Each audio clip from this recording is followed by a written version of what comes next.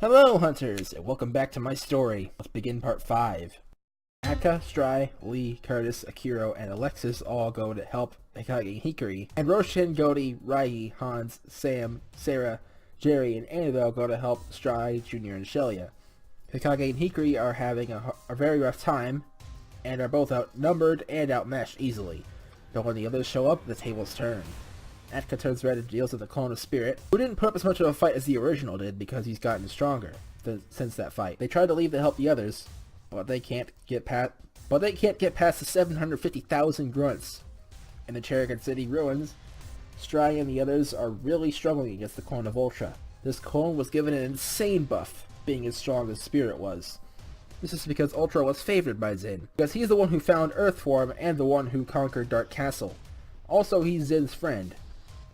With this power and the amount of grunts getting in the way, even all 11 of them put together don't stand a chance. Stry is knocked out of his blue form and Ultra is about to finish him off, until Shelia gets in the way and Ultra knocks her aside. Junior is also easily tossed aside, and the others are fighting the grunts. Stry gets mad, and then Ultra tries to possess him like he did back in the day, but with his anger alone he's able to resist his control, and at last he's pushed to the edge. He powers up and transforms into the same red form that Atka got against Spirit, and at last the tables have turned. Stry is finally doing some damage, and this makes the Ultra Clone angry. He fires a powerful laser towards the planet, but Stry's full power blast is able to easily push it back and obliterate the clone and all of the grunts. They go join the others, who have defeated 1,000 grunts so far. Just then, Zin arrives and congratulates them on their efforts. Then he demonstrates his power by killing the rest of the grunts, and he uses his magic to heal them. He says that he does not regret forgetting about Akiro and Raihi because now he gets to kill them all himself. Atka and Stry team up in the red forms and do well at first, but then Zin powers up more and they get thrown back. Then all 19 of them team up and Zin injures Lee, Shelia, Hans, Sam, Sarah, Jerry, and Annabelle. Stry angrily charges at Zin and gets injured as well. Then Curtis makes a brave decision. He tells Atka to take everyone and go far away from there while he fights Zin alone. Hikage and Hikari decide to fight alongside Curtis, but even still Atka refuses to run. Even still, the three of them fight a battle they can't win. Eventually they get to a point where they can't fight anymore, and Zin kills them. No one has the strength left to fight, and all anyone could do is be upset at the deaths of Hikage, Hikari, and Curtis. Atka tries to fight, but is only in his base form, so he gets knocked around easily. Alexis, Akiro, and the Chimeras try to fight back too, but only manage to keep Zin from killing Atka too. At last, Zin gets angry and delivers a fatal blow to Atka, but Atka's been pushed to the edge at last, and he blocks the attack. Then he powers up into his red form, and the power blows Zin away. Then he promises that he will break his limits and defeat Zin, and he powers up even more and combines his red form with his blue form to unlock a new limit-breaking form with purple hair. The battle with Zin continues, and it's an intense fight, but Atka has the advantage.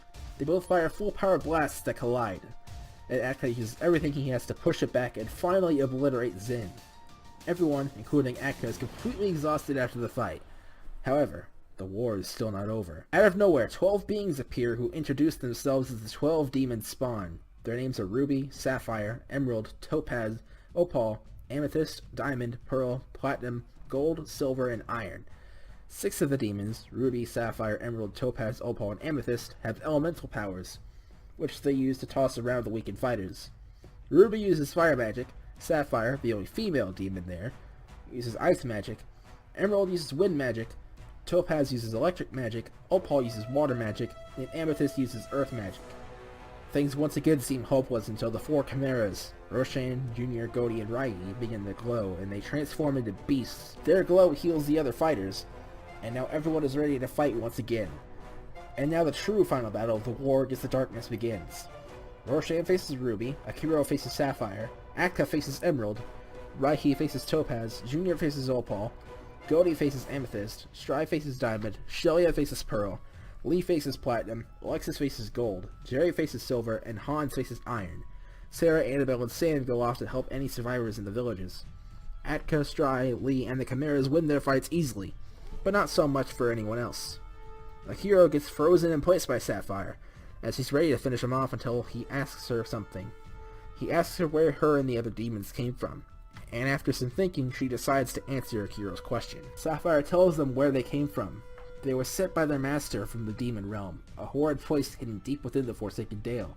The master is the king of that world, the demon king Zabuzar. The demons are all in an alliance with the dark spirits for two reasons. One, because the two races share the same goal, to wipe out the inferior races, enslave powerful warriors, and rule the cosmos. The other reason is that the two kings, Zin and Zabuzar, are brothers. She then says that her and the other demons were originally human, but were possessed by Zabuzar himself. Also, he sent the demons there when he learned how badly the dark spirits were struggling on Earth. Now Akira knows everything about them. But he asks Sapphire one more thing. While his increasing energy is slowly melting the case of ice that he's in, he asks her if there's any reason why they want to rule the universe, or if it is just for power. She says that they want to rule because of their father, who created the two in an unnatural way, and treated them horribly as children. That man is Zephyr, an evil sorcerer from planet Eladin. In Zephyr's glory days, over 100 years ago, he was well respected but secretly pure evil and planning to conquer the planet. He got with a female chimera named Everly, who loved him dearly. But late one night he murdered her in cold blood and used his dark magic to turn her soul into a demon child named Zabuzar. 1 year later he did the same thing with another female chimera who really loved him, named Starlight. He used her soul to create a dark spirit child, named Zin. Then the deaths of the two women were discovered, and Zephyr, who was a very well-trusted and well-respected man, more so than anybody else, blamed their deaths on the king, which got the king arrested. With that king gone, Zephyr became the new king of chimeras, and for the next 20 years, he ruled the planet with an iron fist, while abusing his children while they were growing up. They grew up to be ruthless leaders just like their father, and on a fateful day, Zabuzar was sent to the demon realm and conquered it, and Zin was sent to planet Dark and conquered it, turning the once peace-loving dark spirits into monsters just like the demons. They both easily gained power and ruled ruthlessly, while they both also plotted to take over the universe and get revenge against their father using the power they gained from their conquest. On the same day that Zin and Zabuzar were sent away, the Chimeras had enough of Zephyr's tyranny, and 3 mages used a sealing spell on him that they had been working on for the past 20 years. It works on anyone or anything, no matter how powerful, but it costs the user's life. Zephyr was sealed away once and for all, and the old king was set free and he reclaimed his throne. Shortly after, Zephyr's 2 kids heard of this, and decided to take their time conquering the universe. And once they were done, they would break their father's seal just to kill him. Once they had their revenge, they would continue to rule the cosmos. But now, many years later, the people of Earth have impeded in their plans by killing Zin and all of his men. So the 12 demons spawned were sent to take care of them. Now Akira has been told everything he wanted to know and more, and now he's able to break out of the ice and finally defeat Sapphire. Now there are only 4 demons left: Pearl, Gold, Silver, and Iron. Stry and Shelia work together to defeat Pearl, Akka and Alexis work together to defeat Gold, Lee and Jerry work together to defeat Silver, and Akira and Hans work together to defeat Iron. And with that, all 12 demons have been destroyed, and their human souls are no longer trapped by demons. Now the war against the darkness is finally over, and peace has returned. However, things will not be the same. They have no home to return to, and Curtis, Hikage, Hikari, and Kevin are dead.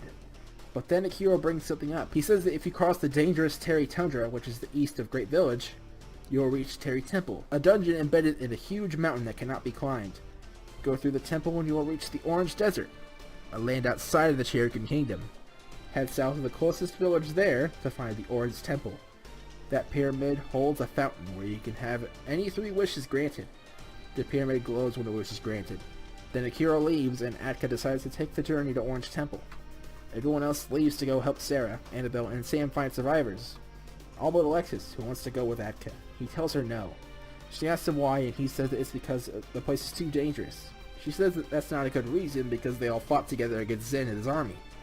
He then says that he just doesn't want her to be in danger again. Then she says that he wasn't the same way with the ones who died. He starts to get mad. Then she hits him with a blast that knocks him down. He gets up and turns to his purple form. Thanks for watching part 5 of this story. Stay tuned for part 6 to see what happens next between Atka and Alexis. I'll see you guys then. Happy hunting.